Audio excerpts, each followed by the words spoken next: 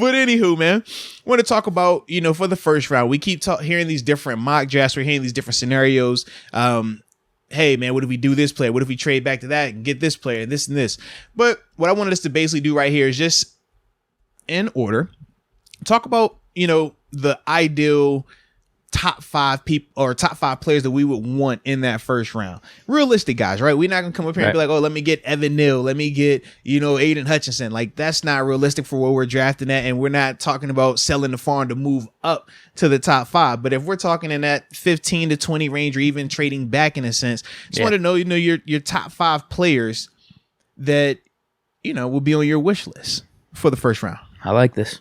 You want to go first? Yeah, man. So for me, excuse me, my list is simple, man. Going from 5 to 1. Okay. All right. The number 5 person that I would want is Malik Willis. Whoa. And the reason I start with him, I'm not gonna look at yours because you're good. What if I was the same? And the reason I say Malik at 5 is because this is prior to him getting all this talk about being in the top 5 and top 10. I'm talking about when he was in the teens and the 20 range. We still knew that, hey, extremely high ceiling, but we don't know where his floor is right now. We don't know how long it's going to take for him to tap into that potential. So that's why I had him at 5. The number 4 guy in terms of prospects that I would want us to have in that first round, I thought of Jordan Davis. Because Jordan, to me, man, super physical. As the video that we posted earlier today, man, inside the B gaps, I think that his athletic ability definitely shows, and he shores up the run defense in a major way. But I do think he could potentially develop into a 3-down player if he can get some of that weight off of him and ultimately get in just better conditioning. Then after that, man, at number 3, I said Devin Lloyd. The reason I like Devin Lloyd was because I think he's a rangy sideline to sideline linebacker, obviously a former safety. I like his ball skills. And I think that not only does him coming in here put more pressure on Devin Bush to be successful, but it also gives you a little bit more leverage, or not leverage, but just a safety net in the sense of if Miles Jack, if this situation isn't what we want, we don't want to do this thing with him next year, you already have this guy in place. If you don't like what you're seeing from Devin Bush, you can make a switch. 100%. Or, hey, when this season ends, you don't feel the pressure of, hey, I got to bring Devin back in some capacity. You already have a high-end talent that can come in there and do that job. So that's why I had Devin Lloyd as that 3rd player, on my list of, first-round prospects for that 20th overall selection. Then for me at number 2, man, I went Jameson Williams. I think he's definitely the most talented receiver. And the reason why I don't have him at number 1 is because he is not healthy right now. He's coming off the ACL injury.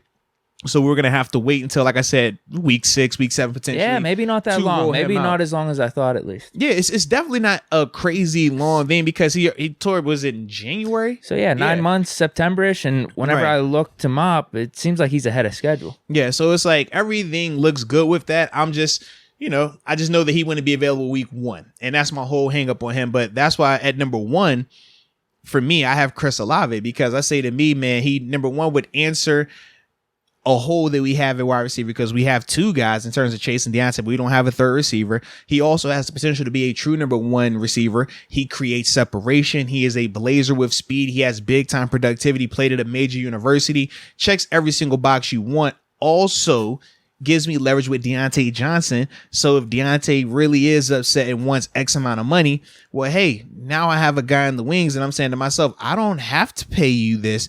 We can figure something out going forward, whether, we try to trade you in season, or, hey, man, if we go the route of we let you leave and we get a comp pick for you, at least I know I have a guy here who I think is ready to step up and who can potentially be a number 1 receiver for us going forward. So that's why, I have him as my number 1 guy. So once again, in terms of my top 5 prospects that I would want in that first round, at number 5, I have Malik Willis. Number 4, Jordan Davis. Number 3, Devin Lloyd. Then at number 2, Jameson Williams. And then number 1, Chris Olave, baby. But what say you, man? Quick thought about Deontay. If a trade's going to happen, it should happen around draft time. I would agree. Because once the draft happens, if we trade Deontay, it's going to be for a pick next year. That doesn't do us any good. That'd be frustrating. So, yeah, this draft could be electric. Yep. Our lists are very, very similar. Did you copy my paper? No. Okay. These are very similar. There's just one player different. Okay. Number 5, Malik Willis.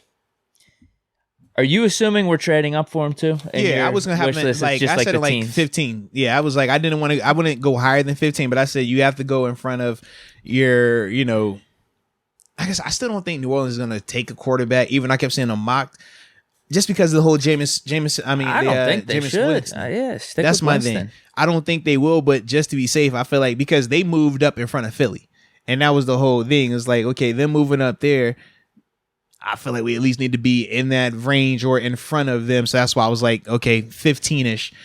That's why I would be the earliest I would take him Malik. Too. Yeah, that's what I have as like my asterisk, because I don't think he's gonna last to 20. Yeah, I agree with that. So I have, if you're gonna take a QB, I've been saying this the whole time. You take Malik Willis, take the guy with the most upside, and I think he has that. Number 4, Jordan Davis. I'm with you, dude. The big cat? Yeah, dude's just a beast. Like, we know what he is. I mean, even if he does play limited time for this season coming up, if it's him and Tyson Alualu splitting time at that nose tackle, rotating, dude, good luck running on this defensive line with Tua coming back. I mean, I think he is that talented. We saw what he did at the Combine. He blew it away. Yeah. And he's a huge dude. He's just going to stuff the middle up. Like, no one's going to be able to get past him. Now, what are your thoughts on his running mate, though, Devonte White? He's another guy that I've been seeing people talk about. This is my wish list, though. Oh, fair enough. Fair. All right. White ain't. I'm not opposed to him. This is my wish list. He ain't making the wish list. If I'm picking my wish list, baby, come on now. I'm gonna throw it out there. All right, I got you. I got you. Number 3, Kyle Hamilton. I like it. Trade up to, we were talking. It's got to be a little realistic. Yeah. He's dropping on some of these boards. We trade up to the teams just like Malik Willis. Yeah. If we get him, dude, we might have the best safety duo in the league. I know we talk about that if we brought in Tyrann Mathieu and match him up with Minkah. But now we bring in a rookie on a rookie contract. Man, I mean, him and Minkah Fitzpatrick could be a dynamic duo. And we don't have to worry if we don't sign a safety before this draft about maybe overpaying, figuring things out after it. We got our dude. We got our dude we got our safety duo for the next 7-8 years right there. Kyle Hamilton, Minkah Fitzpatrick, and they might be the best in the league. That'd be crazy. So I would, bro. He's number 3 on my wish list. He might actually be higher. I was thinking about putting him at 2, but at number 2, I'm surprised you had him at 3. I'm like, who is it? I think the reason I have 3, the reason I have him at 3 is just trading up assets to get. Okay. Which I'm not a fan of, but it is what you would have to do to get Kyle Hamilton. Yeah. Number 2, Devin Lloyd. I told you our lists are very, very similar. I like the fact you got him at 2 as well, man. I like that. Could be the modern day versatile linebacker we're looking for.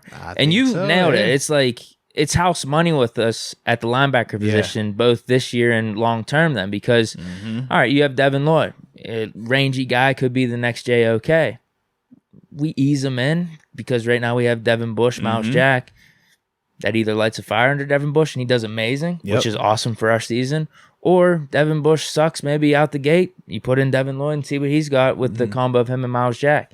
And then you got the dude for the next at least 4 or 5 years. You got to see what he does before you give him that second contract. But he could be that generational linebacker that you're looking for. Yeah. Has that dynamic playmaking too. So that's why I got Devin Lloyd at my 2 spot. And number 1, I mean, I probably should have Salave in here. Maybe I was just thinking more wide receiver position, but I got Jameson Williams. No, fair enough. Absolutely. And the reason I got him is everything we've said these last couple of podcasts. I think he's the best receiver in this class. The only problem is the ACL injury. He's the only dude I've seen when watching college football last year where I got up out of the couch and said oh shit, man. Yeah, dude's crazy. Yeah. I would love to draft this guy. He's not going to be available to us. There's no shot in hell. But now with the injury, he keeps falling in these mocks right in our range, right in that 20 range, and sometimes even further down. So it looks like he's going to be available.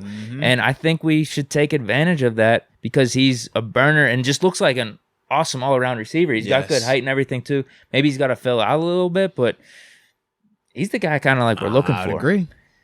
Awesome production last year. Guy, hands catcher, absolutely. Yeah, awesome production. Separation. People want to talk about maybe he's a one-hit wonder. He couldn't beat out the OSU receivers whenever he was up there. I don't care. He was between him and Jordan Addison. Those were the best 2 receivers in college football last year. I don't care what he did prior to last year. What I know is what I saw last year. Torching SEC cornerbacks, torching the Georgia cornerbacks. Bro, I've seen all I need to see with him. The SEC championship game, man, the first tutty he catches where he's coming across the middle of the field, the safeties they're in mud trying to run with him. That's crazy to me, man. I'm like, yo, that's a whole nother level of speed right there, man. Yeah.